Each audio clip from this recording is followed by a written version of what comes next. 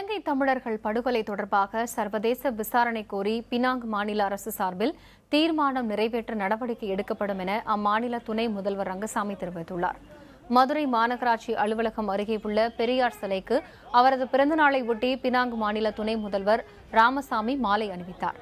இதன் பின்னர் செய்தியாளர்களை சந்தித்த அவர், தமிழக சட்டப்பேரவையில் சர்வதேச விசாரணையை வலியுறுத்தி தீர்மானம் நிறைவேற்றிய தமிழக முதலமைச்சர் ஜெயலலிதாவிற்கு நன்றி தெரிவித்தார். இலங்கையில் நடைபெற்ற இனப்படுகொலை தொடர்பாக சர்வதேச விசாரணை நடத்த வேண்டும் என்றும் அப்போது அவர் கோரிக்கை விடுத்தார்.